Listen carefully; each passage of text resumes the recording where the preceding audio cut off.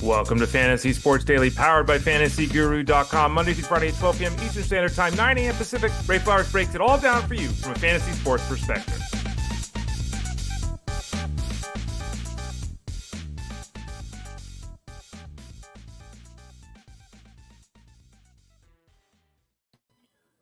Hey there, everyone. Ray Flowers of FantasyGuru.com. Hope you're doing well. Today, as we get ready to rock and roll, talk some football, talk some baseball, hope you have some fun when it comes to fantasy sports. I'm Ray Flowers again at FantasyGuru.com. I'm just here in the forest here, as you can see in the background. Still dreaming about the old vacation.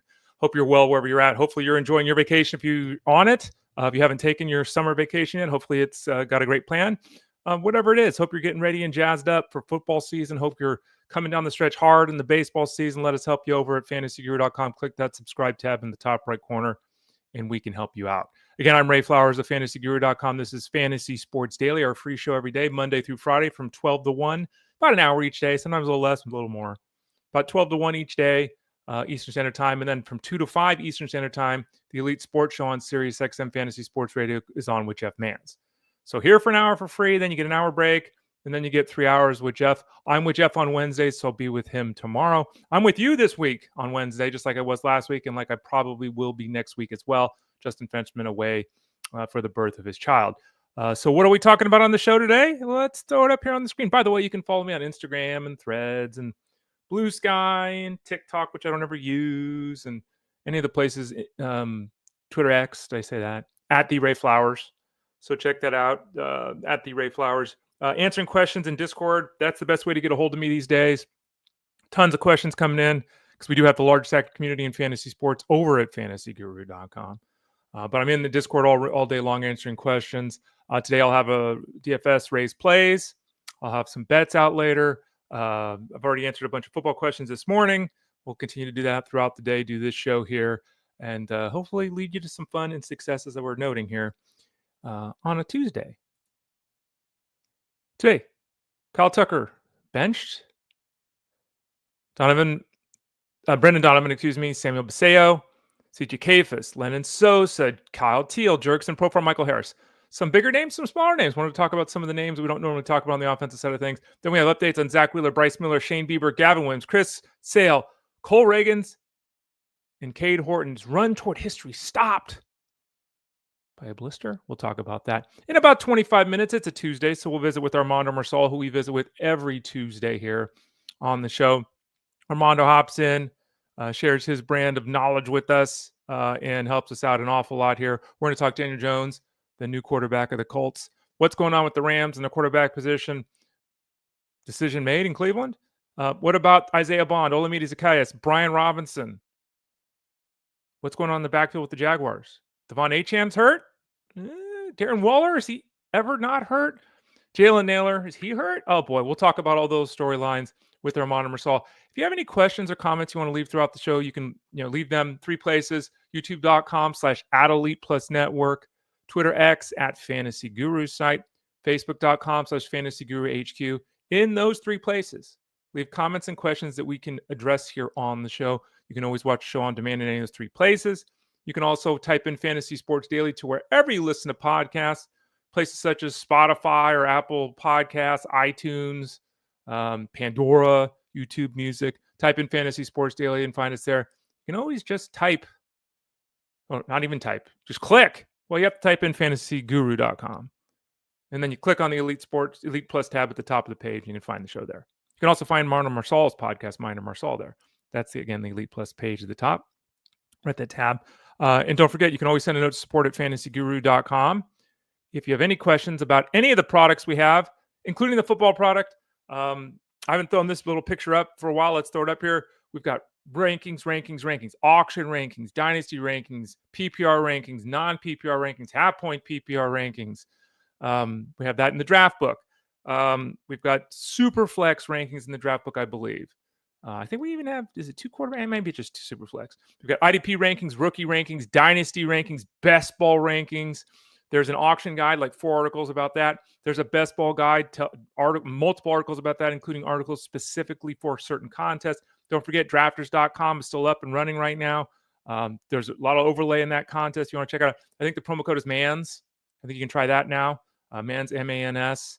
There's downloadable this. There's downloadable that. There's articles going up. There's coaching breakdowns. There's offensive line breakdowns. There's injury news updates, all these kind of things. There's the position battles that we're having right now where two of our experts go back head-to-head with one another and discuss players.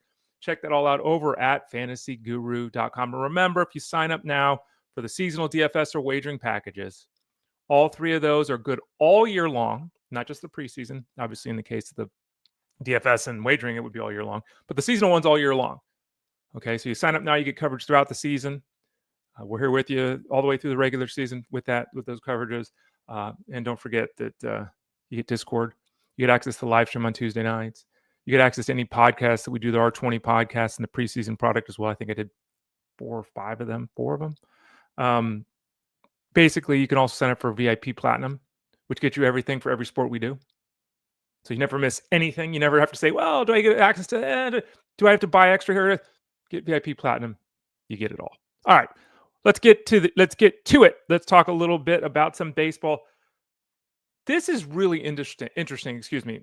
The world's a crazy place. And people, I think, have much shorter fuses. We talk about this in the fantasy space all the time. I know it's true in the real world.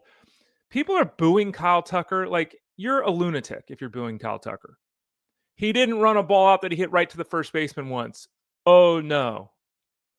Has he been bad in the second half? He's been horrible in the second half. He's got 1 home run. He's batting 180 in 26 games since the All-Star break. He has been horrible. Okay? He's also on pace to go 25-30 with the 100. I mean, what is Kyle Tucker's numbers even here? Let's pull this up. I'm so frustrated with this. His own Cubs fans are booing him. Really smart, too, for a guy that's going to be a free agent at the end of the season at 28 years old, who will get the largest contract this offseason, right? Really smart to boo a guy that's going into free agency that, has to decide whether he wants to stay with your team. He's got 18 home runs and 25 steals. He's basically on pace to go 25-30 with 100 runs scored and 85 RBIs. Wow, that's terrible. Now, he's been awful for a month. No way around that. I'm not saying that that's not the case, but come on, Cubs fans. Real problem here we have is that they've tried a bunch of things and it's just not working. So Craig Counsell said that he's going to receive a couple days off to kind of clear his head and figure this all out. This happens, right, where guys get days off. It happens frequently. Superstar players getting multiple days off like this in the middle of the season when they're not injured, very rare. So we'll continue to watch this situation. I've got Kyle Tucker. I left him in my lineup this week. I wish this information would have come out before the week started. Just like next up with Brendan Donovan. Would have been nice if the Cardinals gave us this information Monday morning, or even better on Sunday, so that we could have made moves on the waiver wire. But bottom line is, short-term, Kyle Tucker, for those of you that have him, can't expect him to be in the lineup. Cubs are going to give him a couple days off, it sounds like, to kind of clear his head and work on some mechanical things and find his stroke and have a strong finish. Now, Brandon Donovan, I have on multiple teams. He's been really good this season. He has struggled of late, both production-wise and with health. And after continuing to say he wouldn't go on the injured list with his groin strain, they put him on the injured list yesterday. After waivers ran, at least it was before lineup lock in my league, so I was able to take him out of my lineup. But I dropped players over the weekend that I could have held on to because I needed a roster spot. If I could have put Donovan on the injured list, I wouldn't have to drop the players. I wasn't able to add players, such as, like, same as you, wasn't able to add players to make a move here to replace Donovan in my lineup. So the bottom line is we got screwed on this one. They kept saying all along, after I think he missed like 4 or 6 games or something like that. I don't know. They kept saying he was going to be fine and not go on the injured list. They put him on the injured list. So hopefully, he missed 7 of 9 games. There you go. So, and he had 2 issues. It was groining kind of his foot. So I'm not saying putting him on the injured list was the wrong thing to do by any stretch. But the idea that the way they handled this is just, it's a mess. So bottom line is he's out of the lineup. You've made plans. I'm sure you weren't planning on using him this week anyway. But thanks, Cardinals. Really appreciate the timing on that one. This is an interesting scenario. Samuel Basallo, who we've talked a lot about.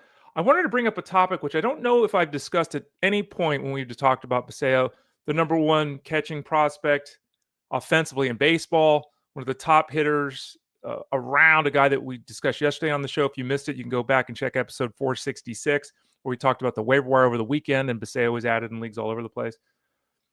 Here's one of the problems. He caught yesterday, which is great.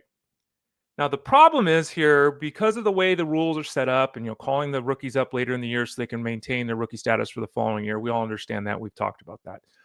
The problem we run into now, though, is going into next season, Basallo is going to be eligible wherever he plays most, right?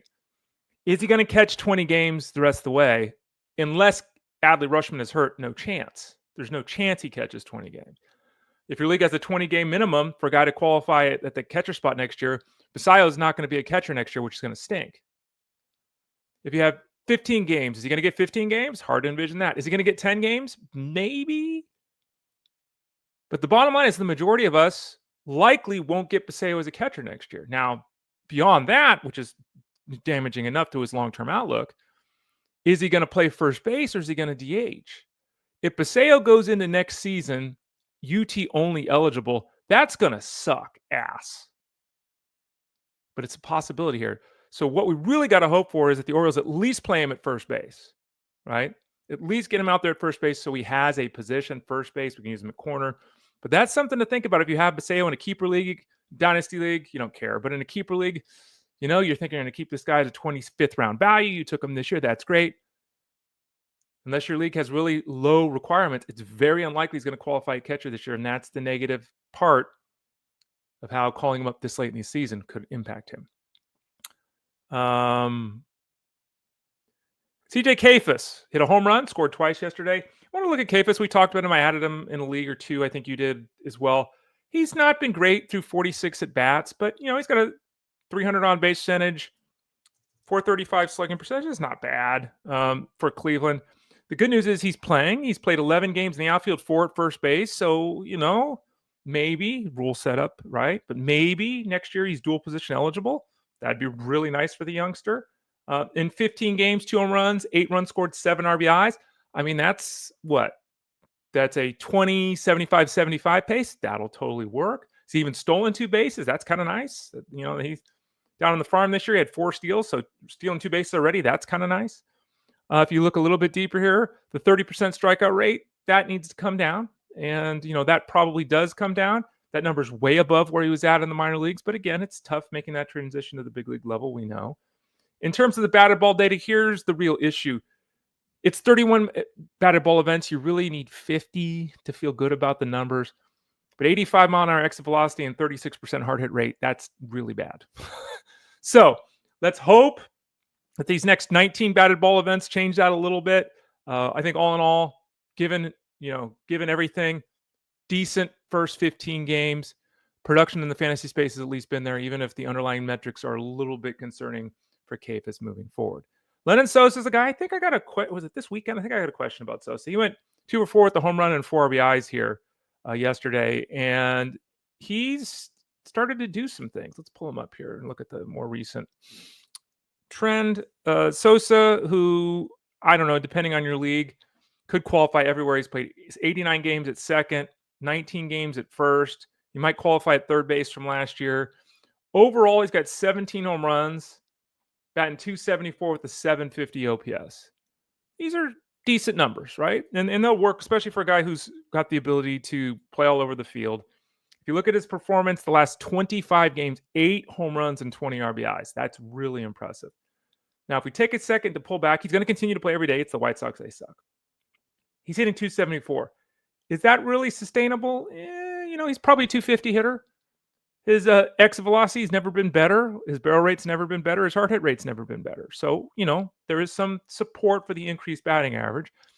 The 19% launch angle is, for me, too high for this guy in his offensive game. Has that helped him to the 17 home runs? Absolutely. He's also been, though, fortunate with the home run to fly ball ratio of, actually he hasn't. I take that back, 13%. The real issue with him is that I think his overall offensive game is very moderate. I think the batted ball data, more supportive than not of the batting average, but even with the success he's had, he doesn't have any idea what a walk is. He's never had a 3.5% walk rate. The league average is 8%. He's never been at 3.5%. As a result, his 302 on base percentage right now is like 25 points above his career number. It's terrible. It's well below the league average still. So all told, in a nice groove right now, driving the baseball right now, no doubt. I think there's a little bit of fool's gold there. But hey, short term, not a bad option pickup if you need that flexibility. But again, Kyle Teel, his teammate. Now, Kyle Teel has struggled. He was 8 for 42 going into last night. He went 4 for 5 last night. So, not bad here. Teal's another one of these guys who's going to play every day. We talked about him when he was called up. I added him. We went through the discussion here with him, how he's one of the better catching prospects that's going to be called up down the stretch. He's played 46 games, and his numbers, unlike Sosa we just talked about, are actually pretty solid, even though the production's not as good as Sosa. He's batting 270 with a 360 on-base percentage. Love that. 24% strikeout rate, right where we expect it to be. Double-digit walk rate, right where we expected or hoped it would be. I guess expected. You can't expect a rookie to have a number that high, but right where we hoped it would be. 362 on-base percentage is really good. So those even on-base percentage leagues using him, you're getting a nice little return. Hasn't really driven the baseball, but his barrel rate's better than Sosa. His hard hit rate's better than Sosa. His exit velocity is only a mile an hour lower. Similar, very similar.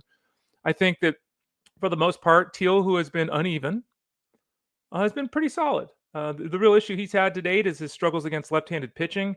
35% strikeout rate against lefties, which has led to an OPS of 613. Going to have to clean things up against lefties, but overall, not a bad start to his big league career. It's fine, right? We were hoping for a little bit more, but it's fine. Rookie catcher doing fine offensively. I think that's, in general, a pretty good return. Jurickson Profar, 3 for 5, 2 home runs, 5 RBIs, and a steal. And while there's a lot of things that have gone wrong with the Braves this year, including the suspension that Profar himself had, he's doing pretty well right now. He's played 45 games with this Braves team, and he's basically on a pace that would set a career high in runs scored, that would set a career high in home runs, that would set a career high in RBIs. Oh, and he's got 6 steals, which would also allow him to set a career best in steals. So, is he as good as he was last year? The numbers aren't going to be anywhere near where they were, but his offensive game is almost identical in a lot of measures to what we saw last season. PEDs or not. People say, oh, PEDs this the reason for his success last year. Well, walk rate's slightly up. Strikeout rate's almost exactly the same. His OPS was 839 last year. It's 826 this year. His isolated power mark is actually up 30 points this year. His barrel rate's exactly the same as last year. Now, his launch angle is higher than it's ever been, which helps with the home runs. Kind of dings him with the base hits, and that's why his batting average has dropped 25 points from last year. It's why his expected batting average is down in the 220s. His 87.7 mile an hour exit velocity looks like who he's always been, unlike the 91.5 miles an hour he had last season. So that's going to be something to watch. If he continues to lift the ball as much as he does, he'll probably continue to hit lazy fly balls. He'll probably continue to reach the seats at a higher rate than expected, but also struggle to produce a batting average. So all told, he's playing every day. He's been very productive for the Braves. I think that this version of Profar, kind of looks sustainable right now. And while he's been around forever, he legitimately, 2012 was his first at bat in the bigs. 2012. And I've said this many times. Jurickson Profar at one point in time was the number one prospect in baseball. He's only 32. So the Braves have got a guy under contract for the next 2 years at about $12 million each of the next 2 years. No, let's see. It's 3 years, $14 million a year. So about $28 million the next 2 years. PED suspension changes his money.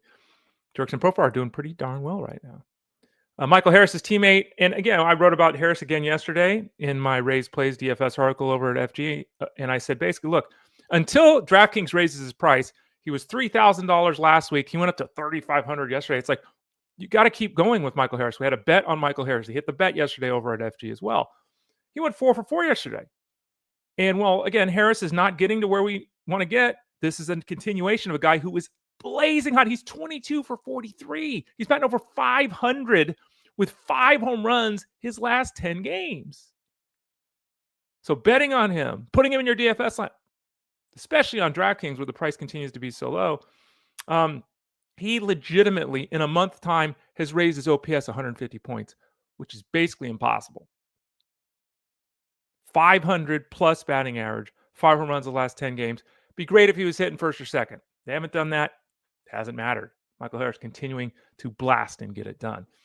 We got an update on Zack Wheeler. He had a successful thrombosis procedure to remove the blood clot on Monday. So this is really good news. So health-wise, looks like he's on the road to recovery.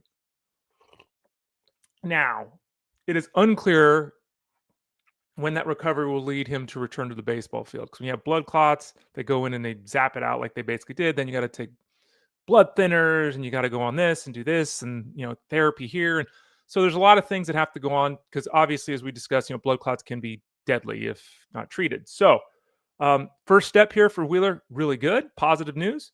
We don't have an update. Hopefully in the next couple of days, we'll get a much clearer definition with Wheeler as to when we should expect him back. Right now, we're kind of in that waiting game, but good to hear that the first step was a positive one, as we talked about with Wheeler yesterday. Bryce Miller, multiple questions about Bryce Miller in Discord, which I understand because I'm a big Bryce Miller guy. I've got him on my teams. You've got him on your teams. Bryce Miller coming back from the elbow issue. Remember, he's got an elbow issue. Most likely going to have surgery when the season is over. They'll hope that the bone spurs, chips, whatever he's got in there, don't move dramatically to impact his arm. But the likelihood is that, barring something crazy, he's going to start today against the Phillies. Remember, we discussed the fact that his velocity was good in the minor leagues, which is a positive sign. His performance was kind of uneven, which continues kind of an uneven season for him. I think that, he should be good for 85 pitches today. So, if you wanted to start him, go for it. I'm not recommending you start him against the Phillies in his first game back. Again, the Phillies with that lineup, no. So we're wait and see mode here with Bryce Miller. If you've got him and if you got him, you have to activate him, then activate him and put him on your bench. Otherwise, just leave him on your IL spot for the rest of the week. We'll see how this goes. Big chest tonight because we could really use him to make 6-7 starts down the stretch. We'll see if that's going to. By the way, Logan Gilbert, you see him get annihilated? Never happens to Logan Gilbert. Yikes. Shane Bieber, who's got that elbow issue we talked about, will indeed be activated to start Friday against the Marlins. Good to go there. We've discussed this with Shane Bieber. Again, Eric Lauer most likely out of the rotation. We'll see how that goes. Bieber, long layoff coming back from the elbow surgery, looked really good in the minor leagues. I think had 7 shutout innings his last time down on the farm. So Shane Bieber trending very positively toward being a potential helper down the stretch in mixed leagues. Gavin Williams yesterday, 5 1/3 scoreless innings, got the victory against the Diamondbacks. And Gavin Williams, who was in my breakout pitcher of the year article, Gavin Williams, who I believe was my number 2 guy behind, why am I drawing a blank? Behind Nick Lodolo.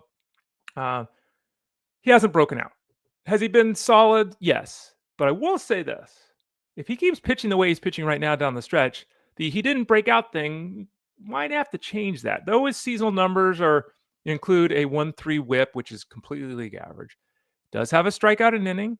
His ERA is down to 3.24. Why? Over his last 6 starts, not only is he averaging 6 innings a start, which is really nice in this day and age, his ERA is 2. Okay. His whip is 0.94. Now, he's walked way too many guys on the course of the season. His strikeout to walk ratio is not good this season. But his last 6 starts, again, 2 ERA and a 0.94 whip. He is really rolling right now. So just a heads up to all of you out there that were wondering, can we trust this guy or whatever? I mean, yeah. And you better be starting him every time out because he is in the groove right now. He's made a little bit of a pitch mix change, and it is working out for the righty of the Guardians. Chris Sale is going to make another minor league rehab start for AAA Gannett. After that, it's very likely that next time out, he'll be in the big leagues. So, he only threw 4 innings in his second rehab outing on Sunday. He'll make another start this week down on the farm. So next week, it's very likely he's back with the Braves. He should be good to go to throw his 5 innings for the Braves. Chris Sale, unlike guys like Bryce Miller or Shane Bieber, Chris Sale, fairly high confidence level that first start out, you can activate him and have him active. Again, we'll have to see how his next outing goes and all that. But I'm leaning toward right now saying Chris Sale, we're probably in a decent spot with him. Cole Ragans update on Monday, which was yesterday. He threw a 35-pitch bullpen session, which is nice. He's working his way back from the rotator cuff issue in his shoulder. Let's see here. He started to throw some breaking balls, which is nice. Started to ramp up his velocity. So the bullpen session yesterday wasn't at 100%, but he's moving in the right direction.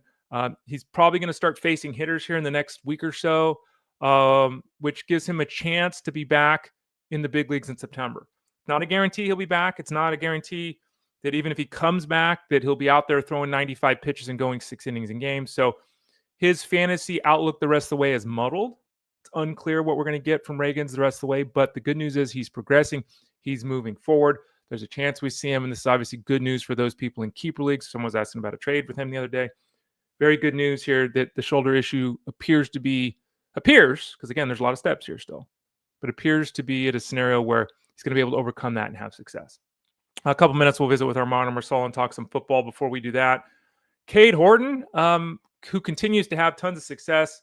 We're just talking about Gavin Williams, the youngster of the Guardians. Cade Horton, the youngster of the Cubs. His last 6 outings has won 4 games. His whip is 0.8 and his ERA is 0.6.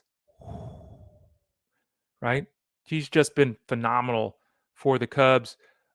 Yesterday, he up a run. Yeah, okay. Didn't make it through the 3rd inning. He had a blister. He pulled a Nick Lodolo.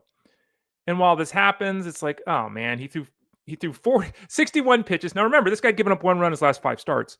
He threw 61 pitches and a blister gets him. So we'll see if he needs to go on the injured list. Don't have clarity on that. We'll see if he can pitch next time out. Guesstimate is he won't make his next start.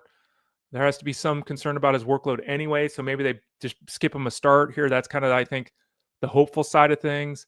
The negative side of things is maybe he ends up going on the injured list short terms like the blister here, like they did with Lodolo in Cincinnati. We'll see.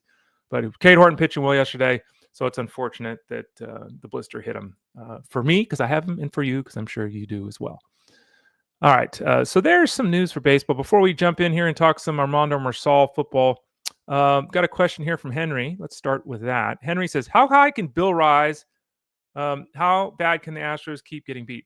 Well, 2 different mixing sports here, Henry. You're crazy. The Astros are, as always, looking to get healthy. That continues to be their MO. They've welcomed back Arrighetti. Arrighetti has not done anything other than give up a run per inning since his return, so that's been disappointing. Looks like Christian Javier's was only ill last time, which is why he was removed from the game. So that would be nice if they could get him really on track here. Brian Abreu obviously taking over the 9th inning. So you look at their injured list. Jordan Alvarez hopefully is back this weekend, next week, hopefully. But Alvarez is out right now and Paredes is out. Arguably they're 2 and 3 hitters, right? They're without Blanco, France, Garcia, McCullers, Wesneski, Hader. It's tough to win games when you can't get any of your guys on the field, Henry. In terms of how high can Bill rise, Bill, for those people that don't know, Bill plays running back in the NFL for the Guardians. Wrong sport. For the Commanders, Bill is actually Ja'Cory Krosky Merritt. He goes by Bill. We had a caller last week on Sirius XM where someone tried to talk me and Jeff into supporting Brian Robinson. I said, look, I haven't looked at Brian Robinson all draft season. He's on my board because I have him on the board. I have never considered drafting Brian Robinson. And we spent a good, 3 or 4 minutes, maybe 5 minutes talking about Robinson because the caller kind of pushed back. Like, I really see potential here. And it's like, all I see in Brian Robinson is 4 yards and a cloud of dust. And it seems like the Commanders are kind of in that same spot too. There's been a lot of rumors about Brian Robinson, about what could happen with Brian Robinson. Could he be traded? Could he be released? What's the backfield going to look like with the Commanders? Stay tuned, Henry, because we've got Armando Marsal with us, and Armando Marsal will be able to join us and give his thoughts on that situation. And so, that'll be good news here in a few minutes. So that's what they call a tease, even though I did it poorly because I'm also typing at the same time. But we will talk the backfield of the Commanders with Armando Marsal in a few minutes. We'll talk a lot about football here in a few minutes with him. And Jim, we'll get to your question as well when we bring in Armando Marsal. You can find his podcast, Mind of Marsal, over at fantasyguru.com. Click that Elite Plus tab at the top of the page. You can find this show. You can find his show there, Mind of Marsal. You can find him most often, frequently, I guess, on Tuesday night live stream, 7 o'clock Eastern Standard Time over at FG. You can find him in Discord every day. You can find him writing articles all the time. The draft book with his auction values is up and updated each week. He's our man of all seasons. Let's bring him in. Armando Marsal of fantasyguru.com. Armando, how you doing, bud? I'm doing good, Ray. How about yourself? Doing all right. Trying to navigate all these buttons and all this stuff that's going on here. If only people knew how much was going on behind the scenes, they'd probably be impressed that I only sound like an idiot 2 or 3 times a show instead of 12 or 13 times. How you doing since we talked to you last? I'm doing good, doing good. Just football season's right around the corner. Really, getting into. We've been into full all in mode here for quite some time. But lots of news coming up. Now we got some. We're going to talk about some of the quarterbacks who are named starters. How this is going to impact the landscape. I was hearing you talk about Brian Robinson. We're going to discuss that. Like little changes now. And then some situations where let's not really overreact here in preseason, but it's been fun seeing football on TV, watching football here. It's been a good couple of weeks here, Ray. Armando Marsal joins us every Tuesday at about 12:30 Eastern Standard Time here on the show. We go about a half hour. Word is he's got a pack of cards. Sometimes we open a pack of cards. It seems like we got a pack of cards today, so stay tuned not only for him answering your questions, but we'll open a pack of cards here in about 25 minutes or so.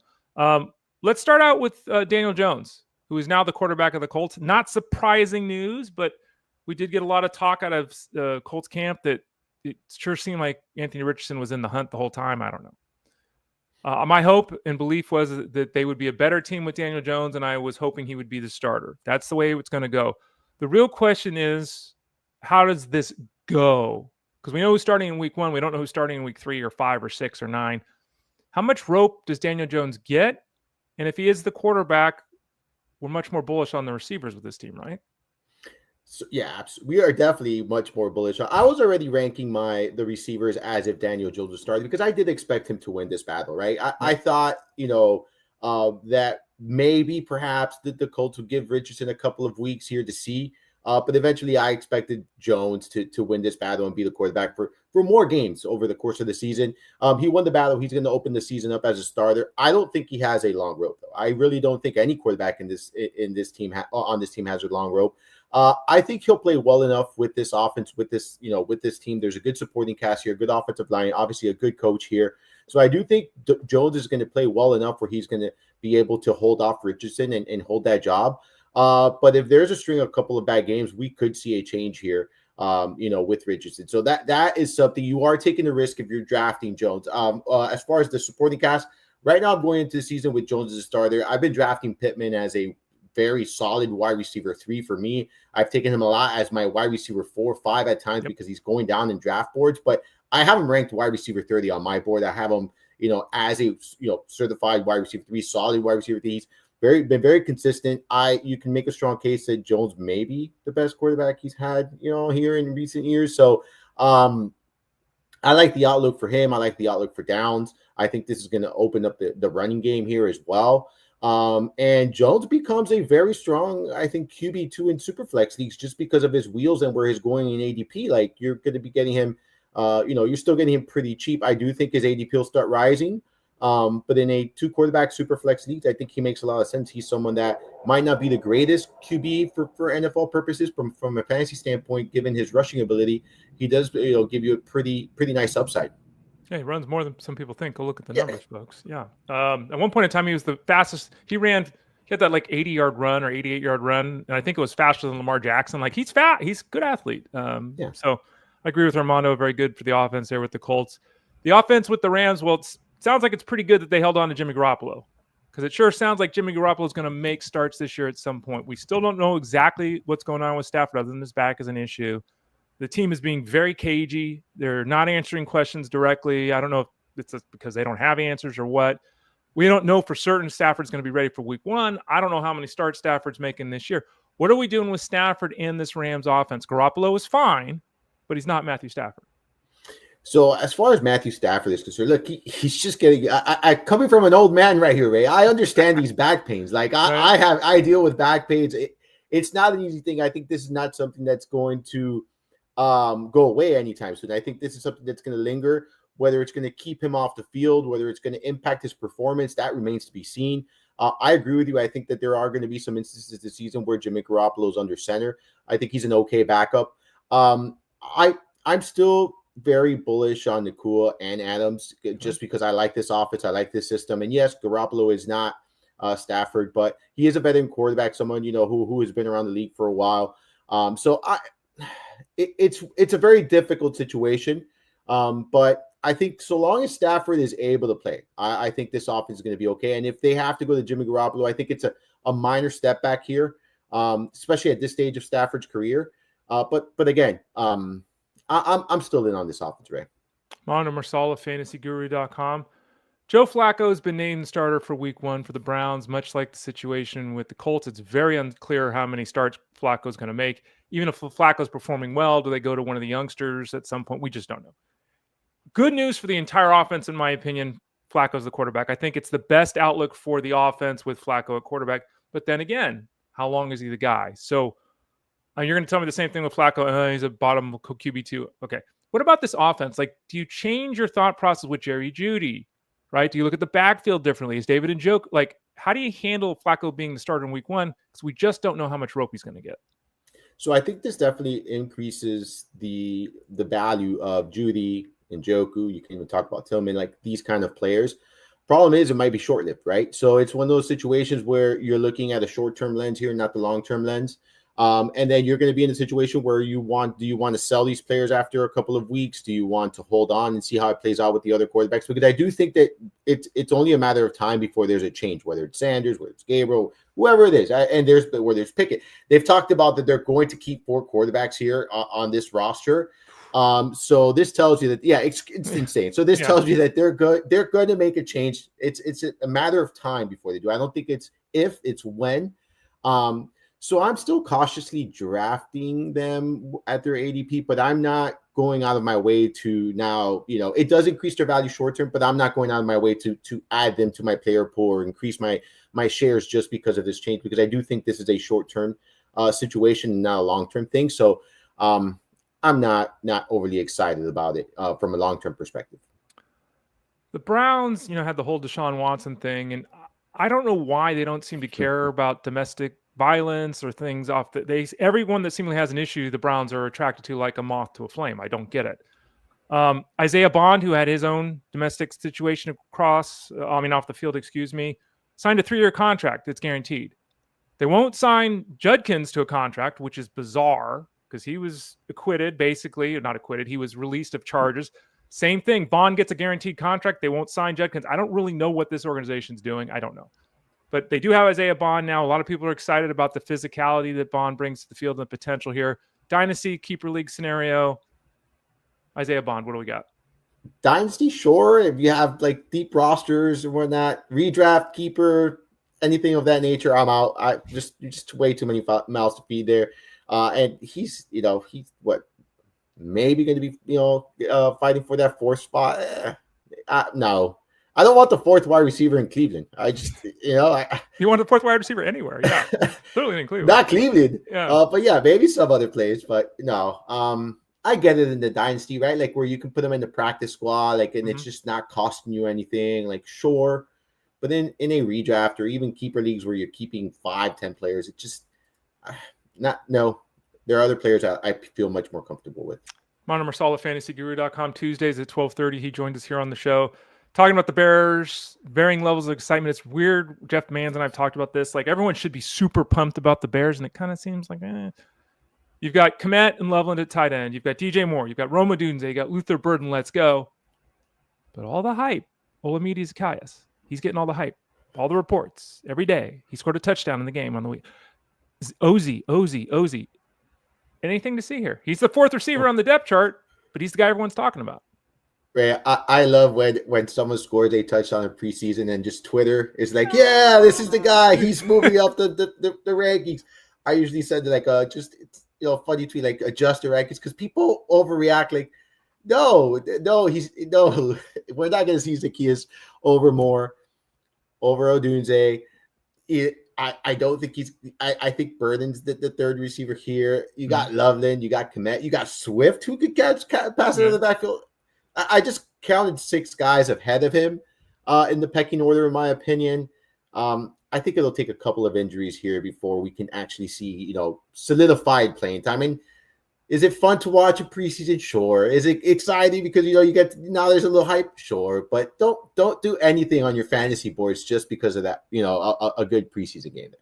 I hope he doesn't make Look, it. you know what you can do? Like, this is one of those spell things. that name, Armando. It's too hard. I'll say we'll just say OZ. This is the way I look at it. Jeff Manns mentioned in one of his podcasts, like those late round guys that no one's drafting and stuff. Like that is what you can do with OZ if you're doing like a bear stack. Like have him as your last pick, the 20th round pick, sure. But in a redraft format, I wouldn't. So we talked earlier, I mentioned earlier the situation with Brian Robinson, and I've been asked this question, I'm sure you have in Discord over at fantasyguru.com. Don't make a trade yourself in fantasy because a guy could be traded. Don't make a trade to add him. Don't make a trade to send him out. And people always trying to get ahead, which I appreciate, but trades don't happen very often in the NFL. If indeed the Commanders have decided to move on from Brian Robinson, it's very unlikely they're going to trade him. They'll probably just release him and then he'll go somewhere. So what is going on with Brian Robinson? I kind of gave my take earlier, 4 yards in a cloud of dust. Bill Merritt, as I guess we're going to call him, are we going to call him Bill BCM? I don't know what we're going to call him. Ja'Cory McCroskey Merritt wants to be known as Bill. You think OZ's got a lot of hype. Like, this is all anyone's talking about. It doesn't matter. No one's talking about Daniels or not even talking about McLaurin's contract anymore. They're just talking about Bill. Robinson's out. Robinson's staying. Your thoughts there? And if Robinson is out, Eckler's probably still the third down back, but is Bill basically just going to be who Brian Robinson has been the last couple seasons? Yeah, so I think that, the bad news here is we liked Bill. We were liking Bill, and it was kind of under the radar. Not that many people were on Bill. Now everyone's all over Bill. I do think Bill will carve out a solidified role here. I think he's flat out beating Robinson. Like, that's just there's no ifs, ands, or buts. Robinson is, I don't want to say just a guy, but that's kind of what he's been, in the league. I don't know if he's, he hasn't obviously been a good fit for what they're doing now. I do think that he's either going to be released or traded. The problem is, like, what kind of market does he really have out there? Is there going to be a lot of interested teams, as far as, trading for a running back who really has underperformed and underwhelmed? So I don't think his market is that great. I think once he's released, he'll find a home. There are several teams. I mean, Miami, we're going to talk about Achane, dealing with an injury. Miami's someone that maybe could use his services there. There are other teams that you could add, for depth. Someone like Robinson, but I don't, I wouldn't make a trade because we just don't know what his, what his outlook looks like. I don't think he's going to have a solidified role here with Washington, even if he stays. I do think Bill will be that back that sees the majority of the workload here. So I heard you. I'm with you. I'm out on Robinson. I don't see a need to trade for him. If you're holding him in any kind of league, dynasty or whatnot, you just got to take the wait and see approach. I wouldn't go out, and drop him just because there's uncertainty there. And then Bill, I mean, you're going to see his draft stock start rising. I would buy now before it gets way too expensive. And the other day I was on the clock and I strongly consider, I think it was, I don't know what round, I could pull it up, but it was an earlier round. It was like about 30 picks, 40 picks ahead of his ADP. I was strongly considering hitting the draft button at that moment. I do think his stock is going to go up. I like his outlook. I think he fits well for the system. And I think based on what we've seen in preseason, he looks like he has what it takes to be an L4 run back here. So I like it. Marsal of fantasyguru.com. Go to FG, click the subscribe tab in the top right corner. Get signed up for the football product so you can hear Armando talk. You can read his articles. You can always find his podcast. Go to FG, go to the Elite Plus tab at the top of the page. Find this show right here that he's on every Tuesday, as well as his podcast, Mind of Marsal. Let's go to Miami, out where you're at. And, Devon Achane, let's go. Running back one. Devon Achane's the new Alvin Kamara. He's doing all these good things. He's got a calf issue, okay. He's not likely to practice this week. Okay. It seems like they're trying to get ahead of this and stop it from becoming something. I don't think anyone right now really believes he's going to miss week one. But talk us through what you're seeing with the backfield, what your expectations are with Achane and Jalen Wright. We've talked about him a lot, right? This is why we back up our guys with the backup running back. Yeah. So when I associate calf injuries and running back, I get very concerned, right? For me, that's a big red flag. And, I went as far as I adjusted him. I took him out of my top 12, with my most recent updates to the rankings. I'm just very concerned with that injury. It's a calf injury. It's someone who is, smaller. We've been concerned about injuries with him. I know he stayed healthy last year, but he's already starting out injured. So for me, Achane, I don't like to take too much risks in my first couple of rounds in drafts, so I probably will be avoiding him from now on. I do have that concern. You mentioned Jalen Wright. A lot of people are concerned because he hasn't looked great or whatnot. And I talked about this. We talk about opportunities, and they removed Achane, and we talked about this a couple of weeks ago. They removed Achane, and they inserted right in the red zone. He got 3 carries. He got stuffed. Fine. Those are the opportunities I want. They clearly want to give him that opportunity in the red zone. Now he's going to be their featured back, with Achane out, or if Achane misses any time. I know there's a lot of hypes around the Ollie Gordon. I think you could definitely add him as well as a late round flyer. But for me, it's going to be right here who would be that early down and get the majority of the workload if Achane is out. If you have drafted Achane, or if you're still drafting Achane, in my opinion, you need to draft Jalen right at this point, because I do think he would be that next man up. And then we got to see what they do, right? Like, we just talked about Brian Robinson. Is this a team that goes after someone like Brian Robinson? Do they go and add another red? Keep an eye on all that stuff. But right now, it looks like Red is the next man in line. And as far as Achane is concerned, if he's still being drafted in the first couple of rounds, I'm probably going to be avoiding him. If we see that he starts falling, maybe round 4 or 5, and I'm not saying that's going to happen, but if he does drop in that area, I'm okay to invest there. But I just don't like to take too much risk early in my drafts, Ray. Well, taking a risk is something that apparently the Dolphins are in on, because they've got some risky guys on the field. They got some risky guys off the field. And they brought in Darren Waller. And I thought this was hilarious, because they bring in Darren Waller, and like within an hour, everyone's talking about Darren Waller. Like, this guy left football to be a rapper, if I'm not wrong. Mm-hmm. He was constantly injured the last couple of years in the league. He came back and he's in great shape and all that. He's not practicing. He's supposed to be okay in a week. It's been 2 weeks. I could care less at any point. I wouldn't even have drafted him. I could have been in a 22-round league, not drafting Darren Waller. Some people have drafted Darren Waller. Some people have expectations for Darren Waller. What is a reasonable expectation for Darren Waller, who, again, continues to miss practice time? I don't know. I don't even know if he's practiced yet with his new mates in Miami. Armando, talk us through this one. No, he hasn't been able to practice. He's expected to practice very soon. The reason why, conditioning. Listen, he retired. He's up there in age, for the NFL's, when you're looking at the NFL. I'm out. I have no interest. Even if he's the starting tight end, and even if we miss that bus, Ray, it's not a bus I wanted to get on to begin with. So I'm out. I agree with you. There's just not much to be interested in here. That says it all, right? He was retired, and hasn't been able to get back on the field because of conditioning. Like, is he going to be able to play all season? Is he going to play every snap? Like, how impactful is he going to be? Are you going to be touchdown hunting? It's just way too many red flags. Way too much uncertainty when it comes to him. And he just, I don't know, this team, it's going in one direction, and then they get him. It's a big mess in Miami, Ray. It's a really big mess here. We have a moderate mess in the receiving core with the Vikings. Justin Jefferson looks like his hamstring's going to be okay, and he's going to be ready for week 1. That's been the expectation all along. We continue to say draft him in the first round, all that.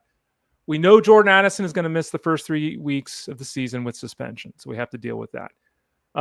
Jalen Nailor's got a hand injury, and he's being called week to week. Jalen Nailor was the guy that was supposed to step up the first couple of weeks with Addison out. So now we got a scenario where our number 1's not maybe at 100%. Our number 2 is out. Our number 3, we don't even know if he's going to be there in week 1.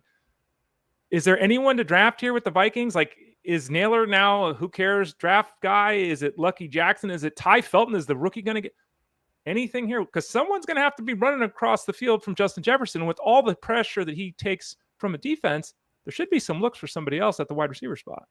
Start drafting TJ Hawkinson, everyone. Start drafting Hawkinson at his ADP. He's going too cheap. That's where I would pivot to. I like Hawkinson. I have included Felton in some of my, Viking stack now, just because I do think early on he maybe could carve out a little row. I'm not expecting it to be long-term. I'm not expecting it to be something that sustains here over the course of the season. But early on, like you mentioned, I do think, I do think Jefferson's going to be fine. I think he'll be ready for week 1. Obviously, we know Addison's going to miss some time. Nailor, that hand injury week to week, we just don't know. There's not so much information out there. There haven't been any, reports suggesting that he's not going to be ready for week 1, but there haven't been any reports suggesting that they're confident that he's going to be ready for week 1. So it's really a week-to-week thing where you're kind of watching and looking here. I've read that they like some, Lucky Jackson been doing well. There's good reports on him in camp. Felton has also gotten some good reports in camp. If you're trying to get really creative, in very deep leagues, sure. But now in a redraft format, I'm really not going after these guys because I just don't think that they have long-term value. I think this is a short-term thing, and I'm not trying to draft for short-term unless you do draft someone like Addison and you're looking for a replacement. But I do think you can find better replacements anyways, right? Armando Marsal of fantasyguru.com. Kyle really needs to get his question answered here.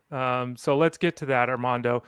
Kyle's got a keeper question here. He's got Worthy, Rice, Pickens, Pollard, Irving, and Myers. So that's his group of keepers.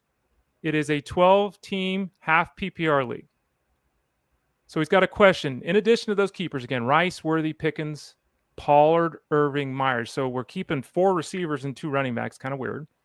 He's got a decision to make on Henry, Hunter. I assume that's Derrick Henry, or Josh Allen, I assume.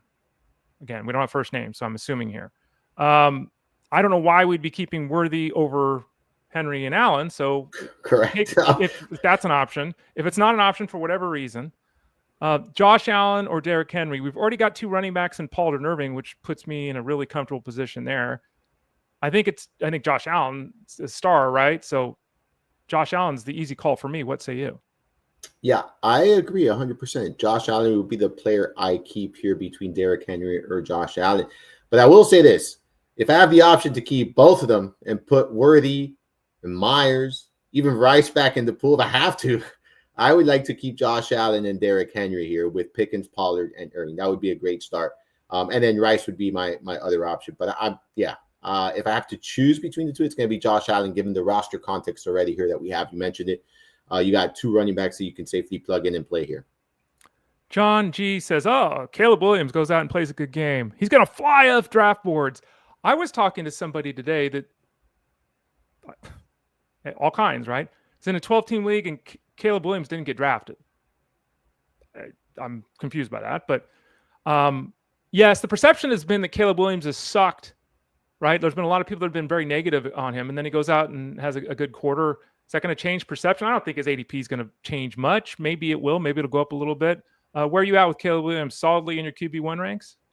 I don't think his price is going to inflate all that. I have him right at the high end QB2 range. He's been moving between the 13 and 15 spot for me a lot. But I don't think his value is going to increase at all just because of that quarter. I don't think people are doing that. I think expectations I think most people are exactly where they're at with Caleb Williams. They're either going to be in on him or they're out on him. I don't think much of what's going on right now in the preseason is going to change his fantasy or draft stock whatsoever. Armando Marsal of fantasyguru.com again with Armando. You can see here, find him here, every Tuesday at 9:30 Eastern Standard Time. He does his Minder Marsal. When does that come out, Armando? It's not always on the same day, right? Your podcast? No, once a week. Sometimes I usually work around my guests when I have guests. I will be posting on Friday this week, so that's when the next one will come out. I'll be on the Tuesday live stream here tonight as well with Tyler Beaker and Russell Clay. Still don't know what we're going to talk about. We have a couple options where it's on the table. We're having a discussion on what we're going to talk about, but it's definitely going to be fun. So make sure you tune in at 7 p.m. Eastern time tonight. And then our draft battles are out too as well there. There was one posted today, and then we got another one coming out Friday. So, and then just check out for the updates on the auction draft book. I'll be finalizing the updates this afternoon and making sure that that's updated on the site. So make sure you're checking that out as well. And remember, both Armando and I gave presentations on Friday last week in training camp. And if you missed it, you can still sign up for the product right now. It's 12. I think it's ended up being 13 hours, I think, all told. All the guys on staff giving presentations, talking about best ball, talking about in-season strategies, drafting strategies, talking about team compositions, league setups, how to handle the waiver wire, all that kind of stuff. You can go to fantasyguru.com, click that subscribe tab in the top right corner, see Armando and I, as well as the rest of the staff. It's cataloged there, so you can watch it 400 times if you want. You can watch it all season if you want. Sign up for that training camp package over at fantasyguru.com. Ray, I got third place in that poker tournament. Oh, I didn't play. Okay. So you came in third. What was the losing hand? Do you remember what happened? Yeah, I remember. Vividly. It was insane. No, it was insane. I was on the big blind, so the small blind. The person on the button. There was 3 of us. So the person on the button, he limped in. Small blind limped in. I had 5-6 of hearts. Okay. Flop was 5-3-5. Okay. Wow. 3-5. Yeah. Okay. Yeah. So then I think, check. I bet. Guy goes all in. Other guy goes all in. Okay. I'm like, whoa. And the guy had a full house and the other guy had 5-9 and So I was dead last. Anyways, Wow. yeah, I almost folded, Ray. There was 2 dimes out there. Right? I almost folded, but I was like, you know what? It was late. I had to wake up early the next morning. I'm like, this is where it ends for me here. I'm okay with that. Full house. I mean, that doesn't happen very often. So that's it was fun though. It was definitely fun. We had a good time. Jeffrey M says that he thought it was amazing. So thank you, Jeffrey. Appreciate you and being here, and obviously over at FG as well. You mentioned earlier, Armando, that you have a pack of cards, and this is something that we do frequently with Armando. We haven't done it in a while, but we do frequently with Armando. What do we got today? Yeah, I told the kids I had to save one for the okay. So let me remove the. There we go. All right. So we got I bought this box here. So it's a Topps signature. Okay. Right. So it's a signature class. It's the 2024. So I have 1 pack left. I actually got a great pool. I want to show you. Okay. We got a Bo Nix rookie here, numbered. Oh, wow. Yeah, I looked at it. So it's 72 out of 225. Nice. So it's been selling minimum price. I've seen it's like $45 on eBay. We've seen as high as 100 and change. Wow. Nice. Yeah, so pretty good card. There. So that one, my daughter pulled it. I didn't even pull it. And so this is the pack right here. Looks pretty cool. It has I believe it's 6 cards in every. Oh, 7 cards in every pack. Okay. All right. Let's rock and roll. Yeah. So it's a good quarterback class. We got the Bo Nix, Jaden Daniels, Drake May, Caleb Williams. So maybe we got a Caleb Williams since we've been talking about. Let's celebrate. Let's do it. Yeah. That would be great. That would be fantastic. All right. So it also has so this is as classic. So and it gives it so it's pretty cool because it gives their draft, right? Like it gives their draft year right here. I don't see any vomit there. No vomit there. It says 1999 draft class, and then it tells you the pick. It's round 1, pick 2. It's really cool. These are cool cards. Is that Donovan McNabb, by the way? I just guessed. That is McNabb. Yes, I'm sorry. No, that's all right. So that's McNabb. Wow, that is cool. Yeah. It's a nice, clean look too. It's simple. Yeah. And then you got Chris Carter right here. Ooh. All right. What's the back look like? There's no cartoons on the back or anything like some of the packs. No, this is just information. Okay. Yeah. Chris Carter, touchdown maker. Chris Carter. There you go. Yeah. So you have that. Okay. All right. We got Marsal Falk. Well, for those people that didn't play fantasy football 20 years ago, Marsal Falk was the shit. Yeah. He was 2,000 yards from scrimmage, catching 80 passes, scoring 15 plus touchdowns. Like he was it. He was what Christian McCaffrey is every other year, but he was that every year. He was a durable Christian McCaffrey. Yeah, basically was. Yeah, right. We got another running back here. 1982. All right, 1982. We could do this next time like that where we say the draft. All right, 1982, round 1, pick 10. Marcus Allen. He was. Is it Sweetness? Was that him? Who was Sweetness? No. Is that was he Walter Sweetness? Payton? No, I don't Walter think he was Payton? Sweetness. Yeah, Walter Payton. I think it was Payton. Allen was fantastic. I remember him. Yeah. He would just glide. No one ever lit him up, right? He always slid off tackles and going all the way back to USC was just a phenomenal football player. He was fantastic. Yeah, I agree. Oh, we got a good one here. We had an insert or just a good one? Nah, it's fun. 1985, round 1, pick 1. Bernie Kosar. Oh, Bernie. I still remember my family used to go to church every Sunday. And one Sunday we were at church and someone was wearing a Bernie Kosar brown jersey in church. And I was like to my mom, I was like, 7 years old or whatever. I'm like, you guys wearing a Bernie Kosar jersey? And yeah, it's like, it was kind of a weird choice to go to church. But yeah, Bernie Kosar. Okay. All right, we got a rookie card here. So 2024, round 1, pick 16. See who knows. Anyone know? Defensive tackle, Byron Murphy. Oh, look at that. The little gut. Poor guy. He's got a little gut there. Yeah. I always find it interesting when the guys retire, the linemen, and then they lose like 30 pounds because they're not eating 14 hamburgers a day, right? Well, they need to stay in football form, Ray. Yeah, I know. They can't, football form is go through those offensive linemen without those 4 burgers a day. Yeah, it's true. And we got another rookie here, Justin Ebi. I don't even know who that is. Ebiobi. Oh, okay, there you go.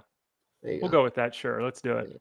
Round 4, pick 5. So no exciting cards. I'll give you guys another exciting one that I got. Let me see here.